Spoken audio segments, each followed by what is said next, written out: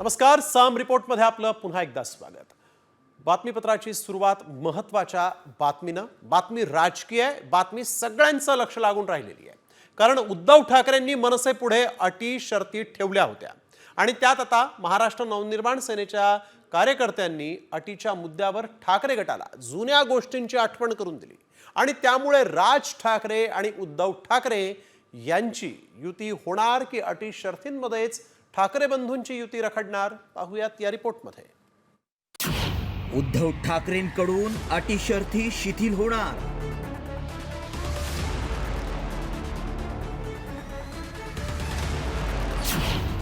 ठाकरे बंधूच घेणार युतीचा निर्णय।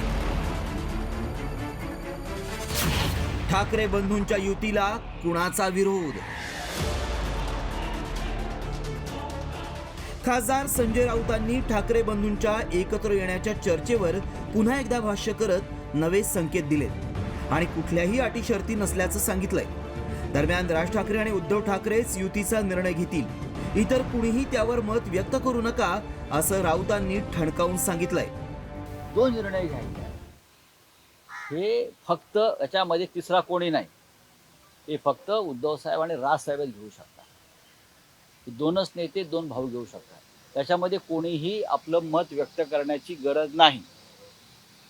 कोणी मत व्यक्त करण्याची काही गरज नाही कुणाच्यामध्ये मत व्यक्त करण्याची। एकीकडे राऊतांनी अटी शर्ती नसल्याचं सांगितलंय, मात्र त्याआधी उद्धव ठाकरेंनी अटी शर्तींची यादीच मांडली होती।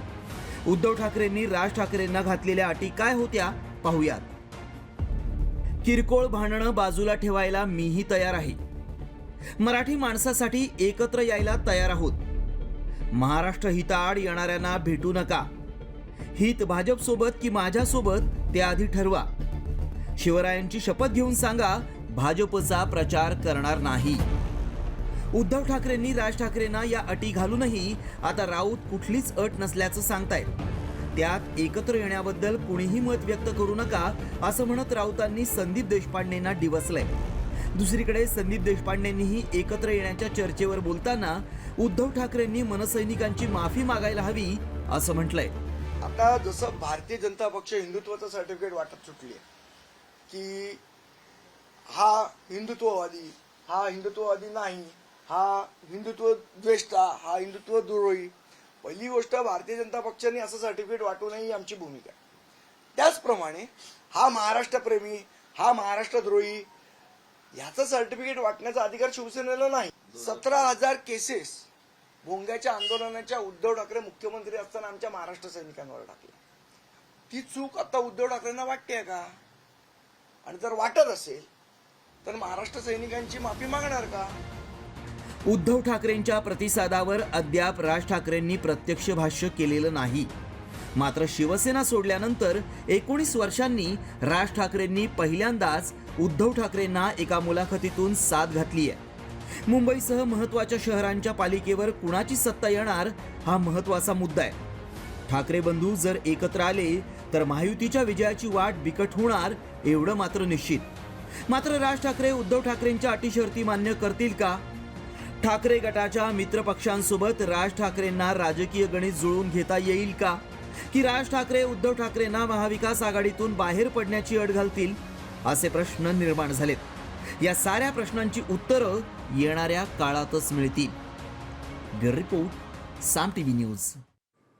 तर राज ठाकरे आणि उद्धव ठाकरे एकत्र येण्यावर मुख्यमंत्री देवेंद्र फडणवीस यांच्यापासून उपमुख्यमंत्री अजित पवार यांच्यासह महाराष्ट्रातील राजकीय पक्षाच्या अनेक नेत्यांनी प्रतिक्रिया दिली। उपमुख्यमंत्री एकनाथ शिंदेंनी मात्र ठाकरे बंधूंच्या युती संदर्भात बोलणं टाळलंय। जर दोघे एकत्र आले तर आम्हाला आनंदच आहे। कोणीही आपल्यातले मतभेद विसरून एकत्रित येत असतील तर याच्यामध्ये काही वाईट वाटण्याचं कारण नाही।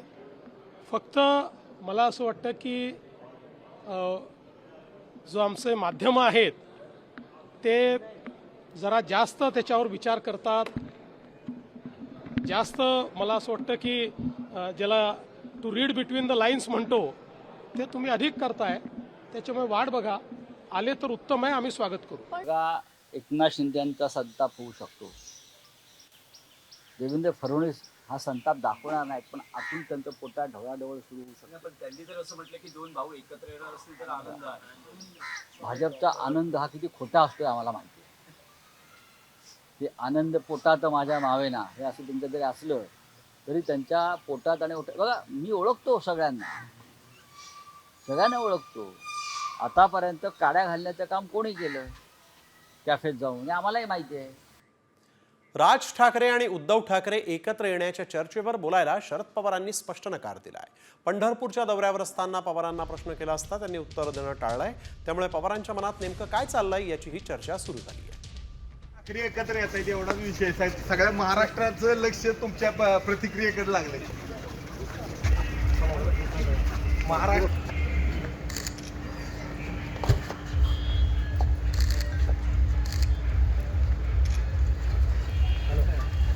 ठाकरे एकत्र येत आहेत एवढाच विषय आहे. सगळ्या महाराष्ट्राचं लक्ष तुमच्या प्रतिक्रियेकडे लागले. ठाकरे बंधूंची युती झाल्यास आनंदच आहे असं विधान माजी मंत्री छगन भुजबळांनी केलं.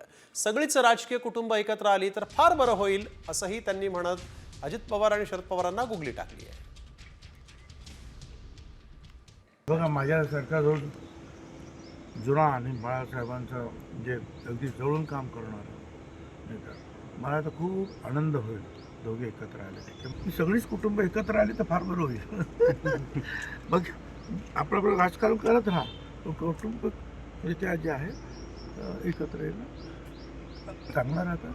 घरातल्या स्वास्थ्याच्या दृष्टीने सुद्धा, स्वतःच्या मनस्वास्थ्यासाठी सुद्धा, आणि ते जर स्वास्थ्य चांगलं असेल तर राजकारणावर चांगलं काम करता येतं.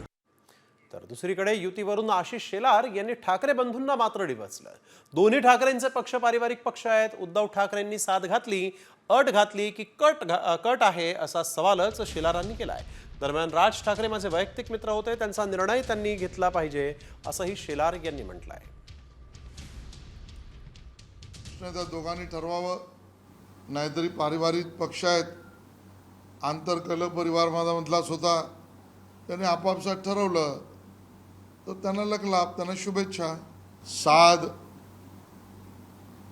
का तो फार्स, अट का ती कट, या सगळ्या गोष्टी उलगडायच्या आहेत. ठाकरे बंधूंच्या युतीच्या चर्चेवरून नीलम गोऱ्हेंनी मोठं विधान केलेलं आहे. राज ठाकरे आणि उद्धव ठाकरेंच्या युतीवरून इतरांनी घाबरून जाऊ नये, कारण बाळासाहेबांचा खरा वारसा एकनाथ शिंदेंकडे आहे असं विधान नीलम गोऱ्हेंनी केलं. मी फार एक सामान्य शिवसैनिक आहे, त्याच्यामुळे मी एवढ्या मोठ्या नेत्यांवरती बोलणं, आज हिंदू हृदय सम्राट बाळासाहेब ठाकरे असते तर आम्ही काही याच्यावर बोललो असतो का? जे महायुतीचं चाकृतलं होतं ते बाहेर काढण्याचं काम शिंदेसाहेबांनी केलं. त्यामुळे हा सगळा शिवसेना प्रमुख बाळासाहेब ठाकरे यांचा वारसा घेऊन ते काम करतायत.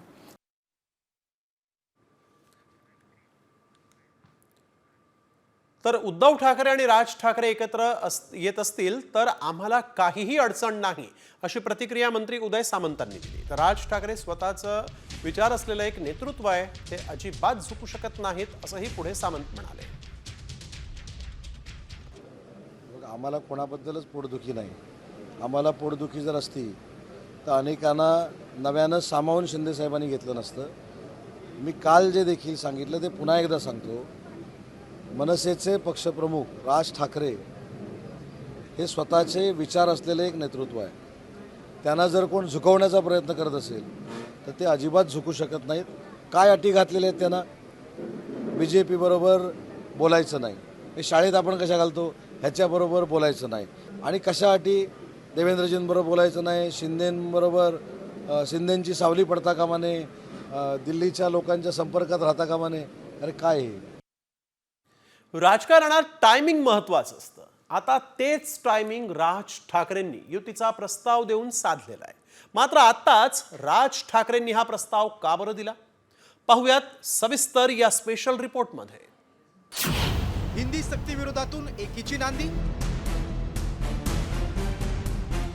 राज ठाकरेंनी टायमिंग साधलं. ठाकरे ब्रँड वाचवण्यासाठी एकी. राज ठाकरेंनी उद्धव ठाकरेंना युतीचा प्रस्ताव दिला आहे, त्यामुळे राजकीय वर्तुळात अनेकांच्या भुवया उंचावल्या. लोकसभा विधानसभा निवडणूक झाली आणि अचानक राज ठाकरेंनी उद्धव ठाकरेंना साथ घातली. मात्र राज ठाकरेंनी साधलेल्या टायमिंगसाठी कारण ठरलाय तो राज्य सरकारचा हिंदी सक्तीचा निर्णय. राज ठाकरेंचं राजकारण हे भाषिक मुद्द्यावर अवलंबून आहे. मात्र सरकारनं त्याच मुद्द्याला धक्का देण्याचा प्रयत्न केल्यानं राज ठाकरेंनी बंधू उद्धव ठाकरेंपुढे मैत्रीचा हात पुढे केल्याची चर्चा आहे. मात्र या टायमिंगचा नेमका अर्थ काय ते पाहूया. एक देश एक भाषेचा नारा देत केंद्राकडून राज्याच्या अस्मितेला आव्हान देण्यात आले. हिंदी सक्ती केल्यानं राज ठाकरेंच्या भाषिक राजकारणाला धक्का बसलाय. प्रादेशिक पक्षांना एकत्र करत केंद्राविरोधात संघर्ष करण्याची रणनीती आखण्यात आली. मनसे शहरी भागांपुरता मर्यादित आहे, त्यामुळे पक्षवाढीसाठी युतीचा फायदा होण्याची शक्यता आहे. विधानसभा निवडणुकीत पराभव झाल्यानं मनसे आणि ठाकरे गट समदुःखी आहे. तर राज ठाकरेंना आपला वापर होत असल्याचं लक्षात आल्यामुळेच त्यांनी ही भूमिका घेतल्याचा दावा संजय राऊतांनी केलाय. हे राज ठाकरे यांचा वापर करून या राज्यामध्ये मराठी माणसाला पडद्यामागून त्रास द्यायची कारस्थानं रचतायत. हे माननीय राज ठाकरे यांच्या लक्षात आलं असेल तर ते उपकार होतील मराठी माणसाला. राजकारणात टायमिंग महत्वाचं असतं, तेच आता राज ठाकरेंनी साधलंय. मात्र उद्धव ठाकरेंनी ही सकारात्मक प्रतिसाद दिला असला तरी ही युती होणार का आणि राज ठाकरेंनी साधलेलं टायमिंग आगामी स्थानिक स्वराज्य संस्थांच्या निवडणुकीत किती प्रभावी ठरणार यावर महाराष्ट्राची राजकीय दिशा स्पष्ट होण्याची शक्यता आहे. ब्युरो रिपोर्ट, साम टीव्ही न्यूज. हिंदी सक्तीच्या विरोधात मनसेचे मुंबई अध्यक्ष संदीप देशपांडेंनी सरसंघचालक मोहन भागवतांना पत्र लिहिलंय. हिंदी भाषेची सक्ती हिंदूंमध्ये फूट पाडण्याचं काम करत आहे असं संदीप देशपांडेंनी म्हटलंय. हिंदूंमध्ये फूट पाडणाऱ्या या कृतीला चाप बसवाल असं आवाहन या पत्रातून संदीप देशपांडेंनी केलंय. तर हिंदी भाषा सक्तीचा शासन निर्णय रद्द करण्याची मागणी भाषा सल्लागार समितीनं मुख्यमंत्र्यांकडे केली आणि या संदर्भात भाषा सल्लागार समितीचे अध्यक्ष लक्ष्मीकांत देशमुख यांनी फडणवीसांना पत्र लिहिलंय. हिंदी भाषेबाबत निर्णय घेताना भाषा सल्लागार समितीला विचारात घेतलं नसल्याचं आरोप करताना समितीनं म्हटलेलं आहे. भाषा संदर्भात सल्ला देण्यासाठी राज्य सरकारनंच भाषा सल्लागार समिती नेमलेली आहे. तर 5वी पर्यंत हिंदी अनिवार्य करण्याच्या निर्णयाला भाषा सल्लागार समितीचा विरोध आहे. हिंदी भाषा सक्तीचा निर्णय रद्द करावा अशी मागणी होतीये. गरज नसताना मुलांवर अधिकच्या विषयाचा बोजा टाकू नये. विद्यार्थ्यांचं प्राथमिक शिक्षण मातृभाषेतूनच व्हावं. भाषा धोरण ठरवताना सल्लागार समितीला विचारात घेतलेलं नाही.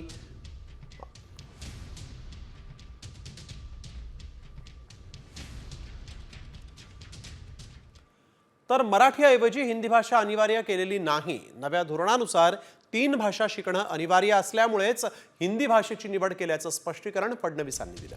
तर हिंदी भाषा लादण्याचा प्रयत्न करत असल्याचा आरोप चुकीचा आहे असं फडणवीस यांनी म्हटलंय. मराठीच्या ऐवजी हिंदी अनिवार्य केलेली नाही. मराठी अनिवार्यच आहे, पण नवीन शैक्षणिक धोरणामध्ये 3 भाषा शिकण्याकरता त्या ठिकाणी संधी दिलेली आहे. 3 भाषा शिकणं अनिवार्य आहे आणि या 3 भाषांपैकी 2 भाषा या भारतीयच असल्या पाहिजेत अशा प्रकारचा नियम आहे.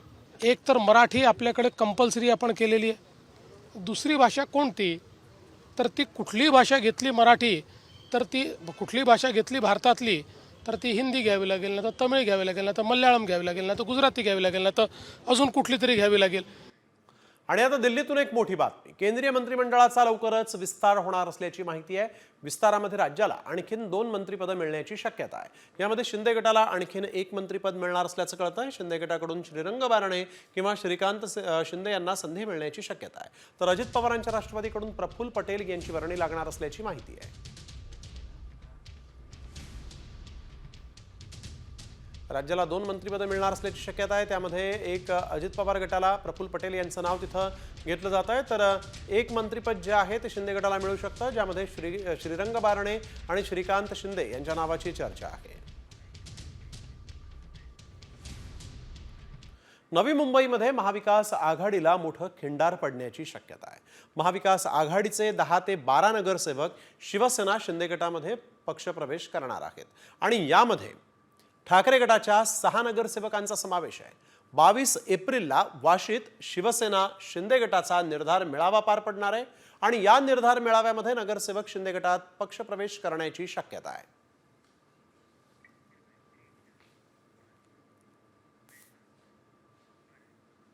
काँग्रेसचे माजी आमदार संग्राम थोपटे हे आता भाजपमध्ये प्रवेश करणार आहेत.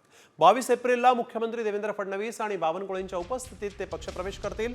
आज भोरमध्ये कार्यकर्त्यांचा मेळावा पार पडल्यानंतर त्यांनी हा निर्णय घेतलेला आहे. कार्यकर्त्यांची भावना आहे भाजपमध्ये जावं, काँग्रेसमध्ये असताना नेहमीच डावलण्यात आलं अशी खंत थोपटेंनी व्यक्त केली आहे. ही वेळ खरं तर काँग्रेसमुळेच आली असं म्हणलं तर चुकीचं ठरणार नाही. माझ्या कार्यकर्त्यांची आज भोरमध्ये संवाद मेळावा होता. 2 दिवसापूर्वीच मी माझ्या पक्षाच्या प्राथमिक सदस्यत्वाचा राजीनामा दिलेला आहे. आणि असं काही बोलणं झालेलं नाही. 22 तारखेला सकाळच्या वेळेला हा मुंबईच्या कार्यालयात प्रदेश कार्यालयामध्ये त्या ठिकाणी प्रवेश असेल आणि त्या प्रवेशामध्ये आमच्या तालुक्यातले सगळे प्रमुख पदाधिकारी. तर थोपटेंच्या कारकिर्दीवर एक नजर टाकूयात ग्राफिक्सच्या माध्यमातून.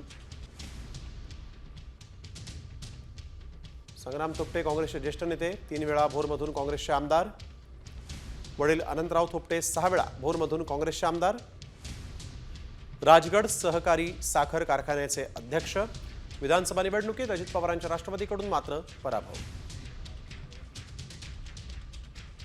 महायुती सत्तेत आल्यानंतर लाडकीला 2100 रुपये देणार या आश्वासनावरून सरकारनं युटर्न घेतला होता. मात्र आता आगामी झेडपी आणि पालिका निवडणुकांपूर्वी सरकारनं पुन्हा एकदा 2100 रुपये देण्याचे संकेत दिलेले आहेत. आणि या संदर्भात नेमका कुणी दावा केलेला आहे पाहूयात या स्पेशल रिपोर्टमध्ये. झेडपी पालिका निवडणुकीत लाडकीचे लाड.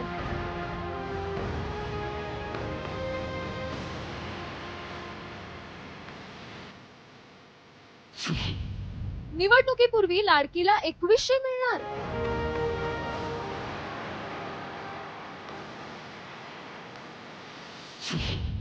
लाडक्या बहिणींच्या मतांवर डोळा.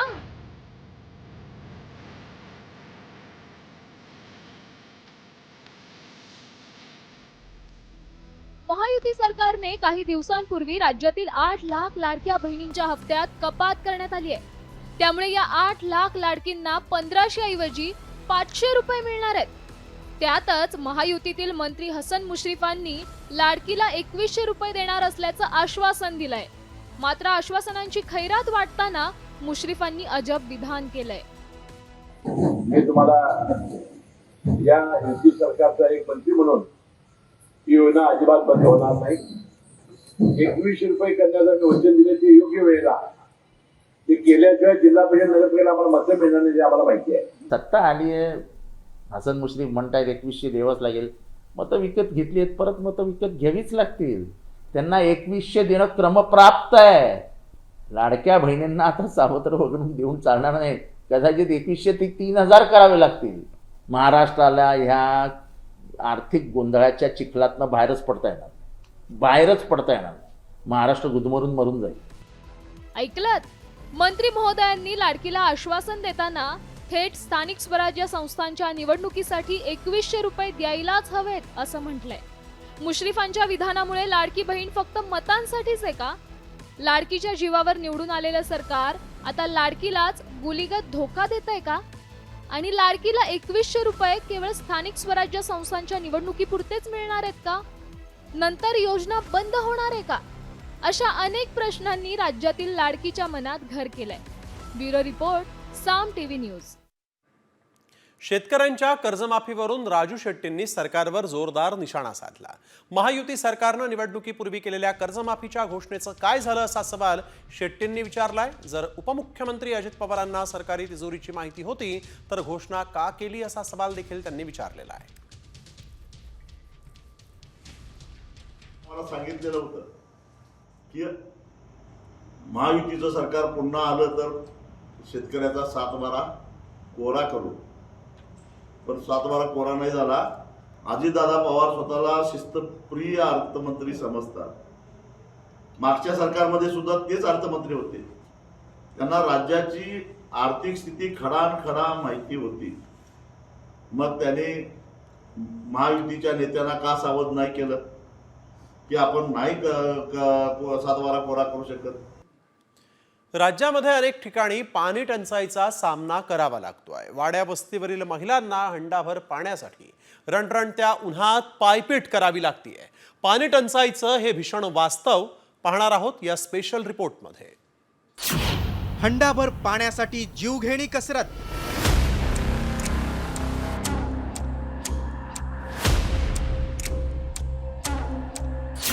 पिण्याच्या पाण्यासाठी हाहाकार. पाण्याच्या शोधात दूरवर भटकंती.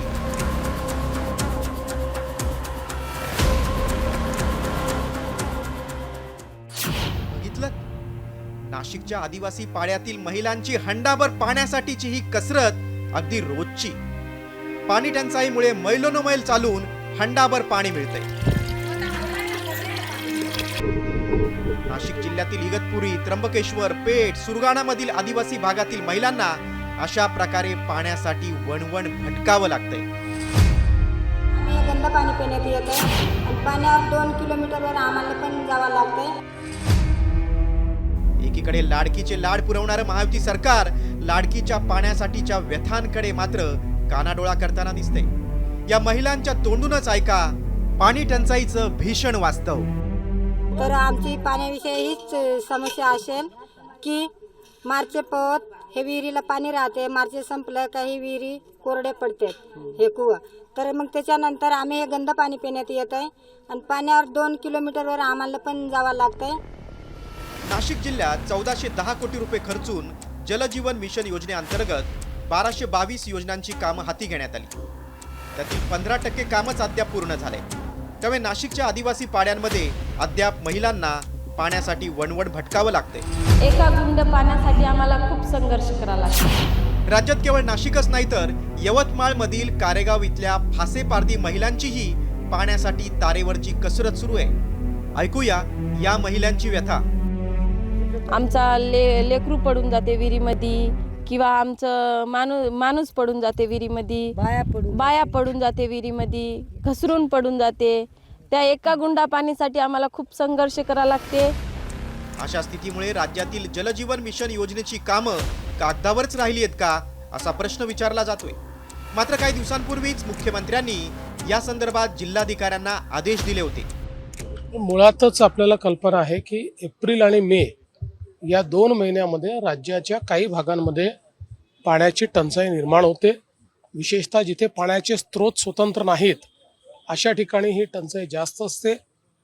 आपण याकरता जिल्हाधिकाऱ्यांना प्राधिकृत करतो.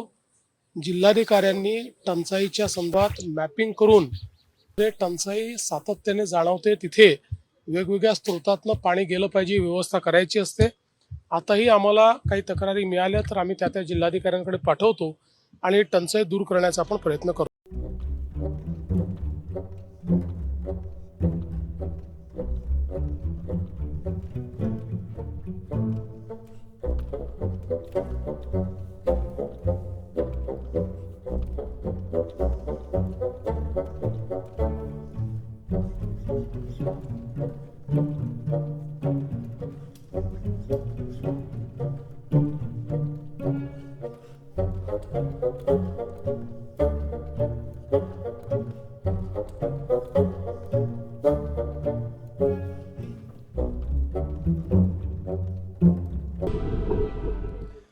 अद्याप मे महिनाही सुरू झालेला नाही तोवर राज्याच्या काही जिल्ह्यांमध्ये भीषण पाणी टंचाई निर्माण झाली. नांदेडमध्ये तर विहिरीतून पाणी काढण्यासाठी गावकऱ्यांची तोबागर्दी झाली आहे. कारण नांदेडचं पोमनाळा गाव भीषण पाणी टंचाईला सामोरं जात आहे. अक्षरशः जीव धोक्यात घालून गावकऱ्यांना पाणी शेंदावं लागत आहे. दुसरीकडे पत्रव्यवहार करून देखील प्रशासनाला जाग येत नाहीये. त्यामुळे आता संतप्त ग्रामस्थांनी आंदोलनाचा इशारा दिलेला आहे.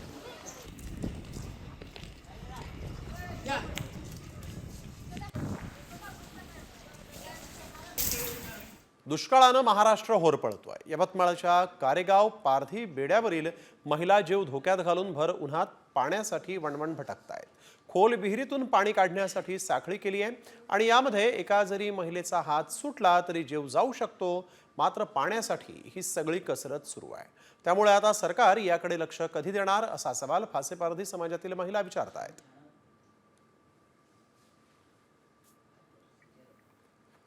तर पाण्यासाठी आपण बघतोय कशा पद्धतीनं जीव धोक्यात घालून पाणी काढावं लागतंय. त्यामुळे मंत्र्यांनी या प्रश्नी लक्ष घालावं अशी मागणी आता होऊ लागलेली आहे. हंडाभर पाण्यासाठी महिलांना जीव धोक्यात घालून पाण्यासाठी वणवण करावी लागते.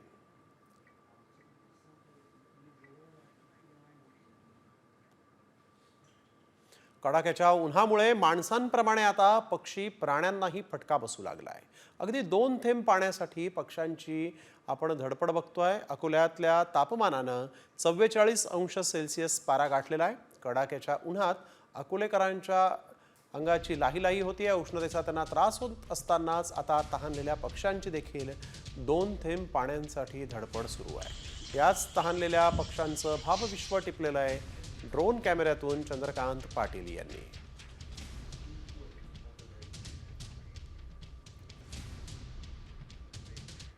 यानंतर एक धक्कादायक बातमी. महाराष्ट्रातले प्रसिद्ध न्यूरोसर्जन डॉक्टर शिरीष वळसंकर यांनी स्वतःवर गोळी झाडून आपलं जीवन संपवलं आणि त्यामुळे वैद्यकीय क्षेत्रात मोठी खळबळ माजली.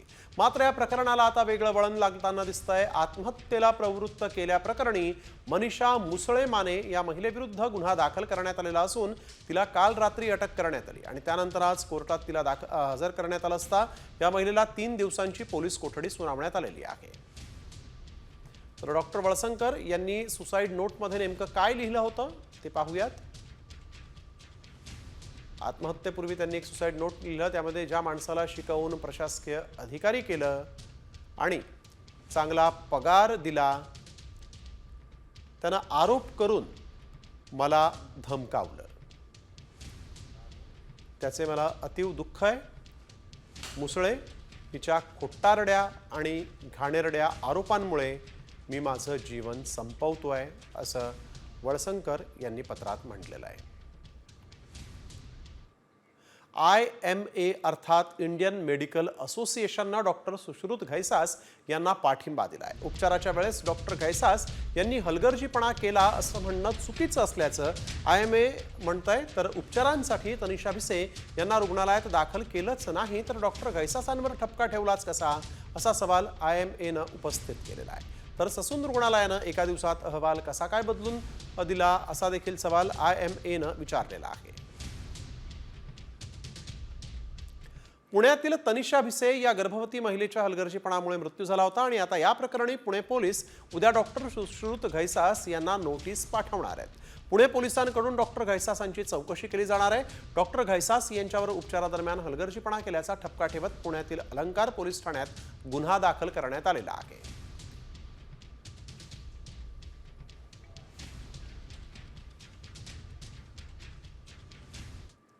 वळूया पुढील बातमीकडे. रणजित कासलेनं अटकेपूर्वी पुन्हा एक नवा दावा केला. विधानसभा निवडणुकीच्या वेळेस बँक खात्यामध्ये 10 लाख रुपये आले असा दावा कासलेनं केला होता. मात्र कासलेला 10 लाख कुणी दिले? कासलेचं निलंबन खंडणीमुळे की खात्यात आलेल्या 10 लाखांमुळे?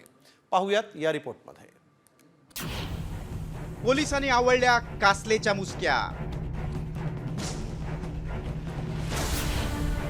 मुंडेंच्या कंपनीतून कासलेला 10 लाख. अटकेपूर्वी कासलेचा खळबळजनक दावा. धनंजय मुंडेंनी वाल्मिक कराडच्या एन्काउंटरसाठी सुपारी दिल्याचा आरोप करणाऱ्या बडतर्फ PSI रणजित कासलेनं आणखीन एक खळबळजनक आरोप केलाय. आता तुम्हाला प्रश्न पडला असेल की धनंजय मुंडेंनी कासलेला 10 लाख रुपये नेमके कशासाठी दिले असतील? नेमकं कोणतं प्रकरण मुंडेंना दाबायचं होतं? तर हे आरोप थेट विधानसभा निवडणुकीशी संबंधित आहेत. परळीतल्या EVM सोबत छेडछाड होत असताना दूर राहण्यासाठी मुंडेंनी तब्बल 10 लाख रुपये दिल्याचा आरोप करत कासलेनं धुरळा उडवून दिलाय. आणि काही चुकीचे अकाउंट पैसे आलेले आहेत, पण कोणाच्या अकाउंटला आलेत? त्यांनी पाठवलेत का? माझ्या आलेत का? माझ्या एवढेच आलेत 10 लाख धनंजय मुंडेचे, जे मी आज शो करतोय. पण त्यांनी काहीतरी चुकीचे दाखवलेत ज्या अकाउंटला की पैसे पाठवले. त्याच्यावरून मला निखिल गुप्ता माननीय ADG यांनी सस्पेंड केलं 6 तासात त्या बिल्डरच्या सांगण्यावरून. म्हणजे निखिल गुप्ताची आणि त्यांची पार्टनरशिप आहे जी राज शॉपिंग सेंटर, निधी शॉपिंग सेंटर, सर्व पेपर तुम्हाला देतो मी, ते निखिल गुप्ताचे आहेत, माननीय ADG महाराष्ट्राचे. तर त्यांनी मला 6 तासात इन्क्वायरी, पत्र यायला 48 तास जातात, पण 6 तासात माझी इन्क्वायरी केली आणि संपवलं, मला सस्पेंड केलं. पैसे कसे ईव्हीएम मशीन पासून तुम्ही दूर जायचं, जे काही ईव्हीएम ला छेडछाड होईल ते गप्प बसायचं आणि सहन करायचं. त्यावेळेस पोस्टिंग कुठे? माझी ड्युटी बघा, कासलेंनी पुरावा दाखवलाय, मतदानाच्या दिवशी 10 लाख रुपये त्याच्या अकाउंटला जमा झालेत, असा प्रश्न विचारा. आणि त्याच दिवशी त्यांना तिथं ड्युटी होती ईव्हीएम जवळ, तिथून का काढलं?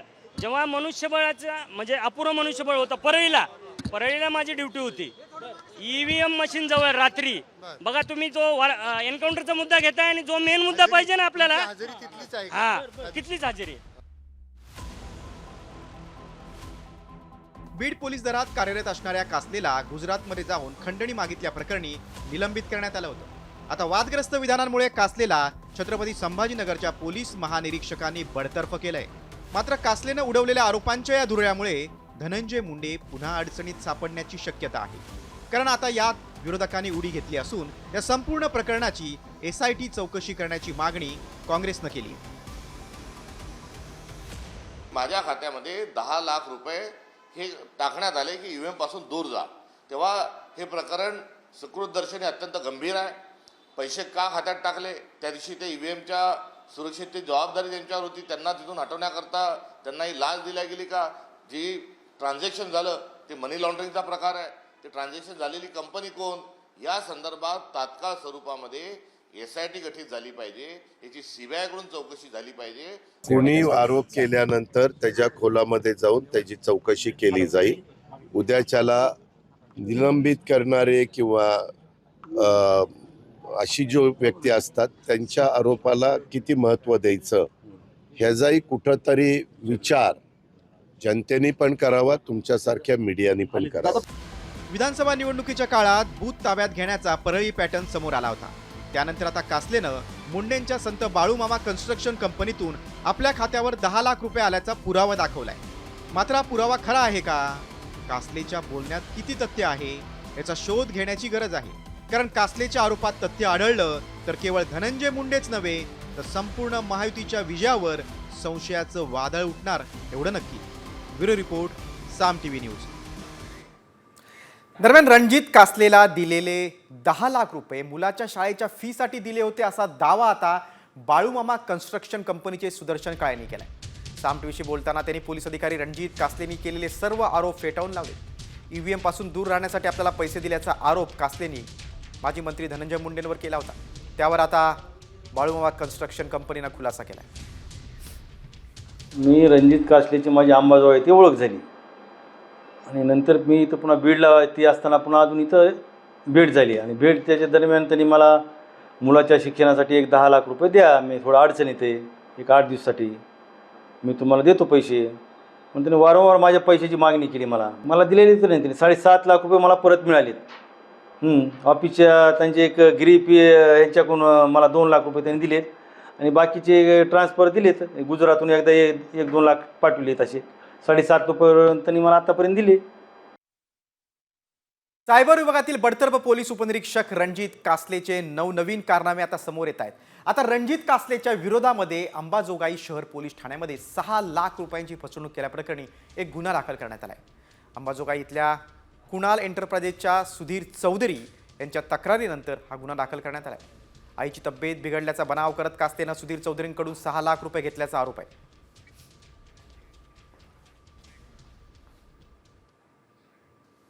बोलता पुढच्या बातमीकडे, बिडवलकर खून प्रकरणातील आरोपी सिद्धेश शिरसाटचा आणखीन एक व्हिडिओ समोर आलेला आहे. बघा, सिंधुदुर्ग जिल्ह्यातील एक महत्त्वाची बातमी आहे. सोबतच आमदार निलेश राणे यांच्या भेटीसंदर्भातील काही फोटो आता ठाकरे गटाचे माजी आमदार वैभव नाईक यांनी प्रसिद्ध केलेत. या व्हिडिओमध्ये सिद्धेश शिरसाट दारू पिऊन बरळतोय. होय, मी दारू विकतो, माझं काय ते करून घ्या, अशा पद्धतीची वक्तव्य या व्हिडिओमध्ये शिरसाट करताना दिसतोय.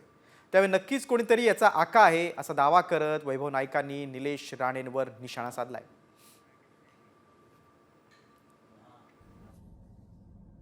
दारू आम्ही आणतो. गोवा भारतात आहे, तिकडनं आम्ही, गोवा आहे सरकार भारतात आहे, गोवा स्टेट भारतात आहे, तिकडनं आम्ही दारू आणतो. आम्हाला पियायची आहे ती आम्ही आणतो, आम्हाला धरला ते धरतील. तुम्ही खूप मचमच करू नका जरा शांत राहा. कोकणानंतर आपण पुन्हा एकदा बीड जिल्ह्याकडे वळूयात. छेडछाड आणि ब्लॅकमेलिंगला कंटाळून बीडमधल्या एका तरुणीनं आत्महत्या केली. अवघ्या एका महिन्यावर तिचं लग्न होतं. धक्कादायक बाब म्हणजे या प्रकरणी आरोपी अभिषेक कदमला पोलिसांनी अटक केली आणि लगेच जामिनावर त्याची सुटका देखील झाली. अभिषेक कदम हा वारंवार ब्लॅकमेल करत होता आणि याच ब्लॅकमेलिंगला कंटाळून तरुणीनं धाराशिव इथे मामाच्या घरी गळफास घेऊन आपलं जीवन संपवलं. मुलीच्या मृत्यूला 1 महिना पूर्ण होऊनही न्याय मिळत नसल्यानं मृत तरुणीच्या आईनं आता उपमुख्यमंत्री एकनाथ शिंदेंना एक भावनिक पत्र लिहिलंय आणि कडक कारवाईची मागणी केली. धाराशिव पोलिसांनी कोणतंही सहकार्य केलं नाही असा आरोपही तरुणीच्या आईनं केलाय. तिला ब्लॅकमेलिंग परत असं चालू केलं की तुझे फोटो टाकतो, तुझ्या नवऱ्याला, तुझ्या सासू सासऱ्यांना फोटो टाकतो, तुझ्या नवऱ्याला लग्नात येऊन मारून टाकतो, तुला मारून टाकतो, माझ्या महाग इथल्या मोठ्या मोठ्या नेत्यांची सगळे माझ्या महाग आहेत, मी सगळं मॅनेज करतो. बऱ्याच बीड मधल्या मोठ्या मोठ्या नेत्यांची नावं घेतली त्यांनी आणि माझ्या मुलीला धमकावलं. उपमुख्यमंत्री शिंदे यांना लिहिलेल्या पत्रात मृत तरुणीच्या आईनं काय नेमकं म्हटलं आपण पाहूया. साहेब, तुमच्या लाडक्या बहिणीच्या मुलीनं गळफास घेऊन जीवन संपवलं. माझी मुलगी साक्षी, तिला हवाई सुंदरी व्हायचं होतं, मात्र एका क्षणात ती नाहीशी झाली. काही मुलांनी तिची छेड काढली, तिला ब्लॅकमेल केलं. धाराशिवचे पोलीस उपअधीक्षक स्वप्नील राठोडांनी कोणताही जबाब घेतला नाही. उलट आम्हाला अपमानित केलं, आम्हाला तासनतास कार्यालयाबाहेर बसवलं.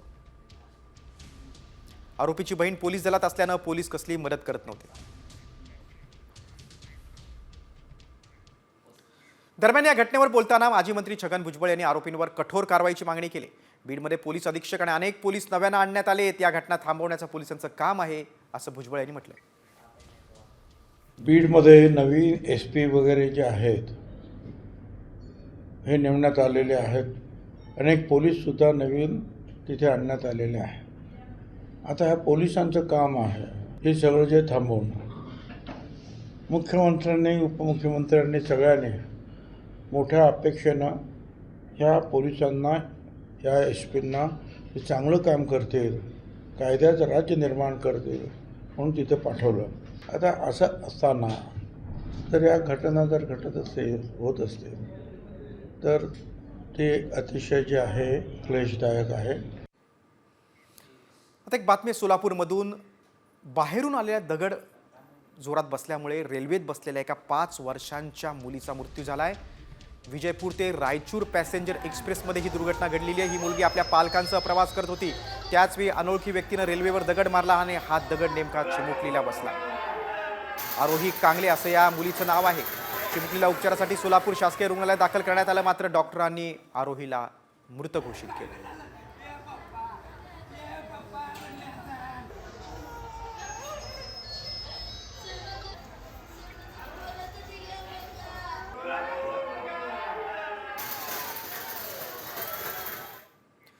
सोलापूरमधल्या दुर्घटनेनंतर आता वळूया आपण नालासोपाऱ्यातील एक धक्कादायक बातमी आहे. क्षुल्लक कारणातून 13 वर्षाच्या भावानंच आपल्या सख्ख्या बहिणीची हत्या केलेली आहे. खेळण्याच्या वारातून कटरच्या साहाय्यानं गळ्यावर वार करत हत्या केल्याची माहिती समोर आली. 2 महिन्यात बहीण भाऊ हत्येची ही दुसरी घटना आहे. या प्रकरणी आता अल्पवयीन भावाला पोलिसांनी ताब्यात घेतलंय. डॉक्टरांनी तपासणी केली असता त्यामध्ये काहीतरी संशयास्पद गोष्टी आढळून आल्या आणि हा मृत्यू तिच्या मानेला काहीतरी जखमा होऊन झाला असल्याचे डॉक्टरांनी अभिप्राय दिल्याने मध्यवर्ती गुन्हे शाखेचे वपोनी कुराडे व त्यांच्या पथकाने सखोल तपास केला. तिच्या भावानीच त्या दोघांच्या किरकोळ वादातून तिला मारले असे कबूल केले आहे. सदरचा गुन्हा हा पेल्लार पोलीस स्टेशनमध्ये दाखल असून पुढील तपास पेल्लार पोलीस स्टेशन करीत आहे. आता एक वेगळी बातमी. घुबड हा शब्द ऐकला तरी अनेकांच्या अंगावर काटा येतो. घुबडाबद्दल अनेकांचे गैरसमज आहेत, मात्र असं एक गाव आहे, त्या गावात तुम्हाला सगळीकडे घुबडच दिसतील. कोणतं आहे ते गाव? चला जाऊया घुबडांच्या गावात.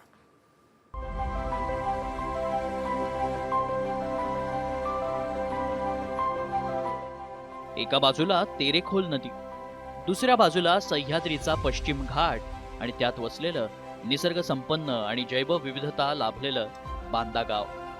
बांदा गावाला आता नवी ओळख मिळाली आहे. बांदा आता घुबडांचं गाव म्हणून ओळखलं जाणार आहे, कारण घुबडांच्या तब्बल 8 दुर्मिळ प्रजाती या गावात आढळतात. अशी आम्ही शोधता आम्हाला जवळपास 7 प्रकारची घुबडं आम्हाला मिळाली आणि त्याचे आम्ही आवाज रेकॉर्ड केले, त्याचे आम्ही फोटोज काढले. आमच्याकडे येणारे बरेच असे पर्यटक येतात, त्यांनीच हे नाव ठेवलं आहे घुबडांचं गाव म्हणून. कारण अशी 7 प्रकार एकाच ठिकाणी मिळणं हे खूप कठीण असतं, कारण वेगवेगळ्या हॅबिटेट आहे आमच्याकडे. एक म्हणजे नदी आहे, जंगलं आहेत, त्याच्यानंतर शेती आहे, त्यामुळे अशी सगळी घुबडं ही त्या ठिकाणी मिळतात.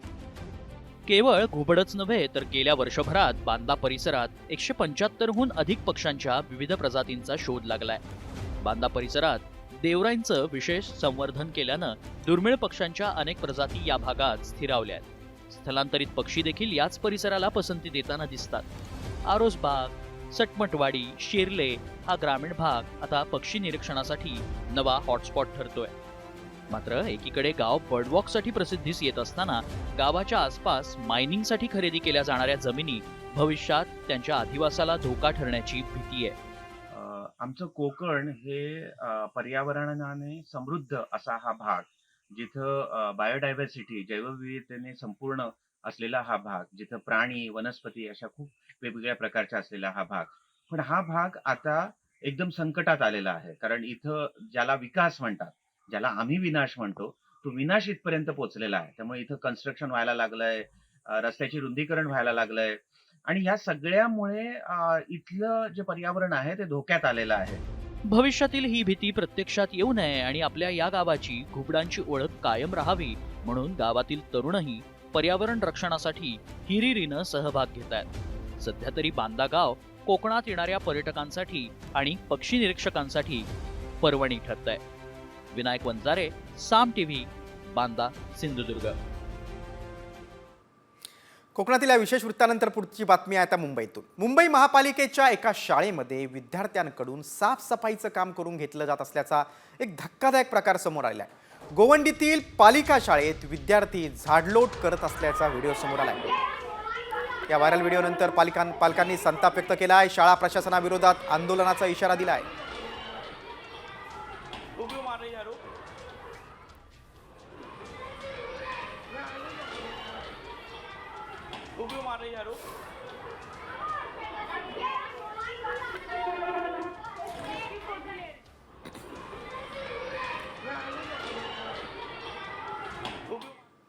वळूया आता क्रिकेट जगताकडे. IPL मध्ये शनिवारी झालेल्या चुरशीच्या लढतीमध्ये लखनौनं राजस्थान रॉयल्सचा पराभव केला. पण राजस्थानच्या पराभवापेक्षा देखील चर्चा रंगली आहे ती अवघ्या 14 वर्षांच्या वैभव सूर्यवंशी या खेळाडूची. विशेष म्हणजे गुगलचे CEO सुंदर पिचई देखील वैभवचे फॅन बनलेत. पाहूया एक खास रिपोर्ट. छोटा पॅक बडा धमाका.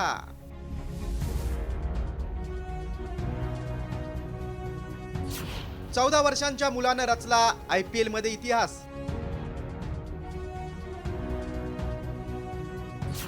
गुगलचे CEO ही त्याच्या खेळाचे फॅन.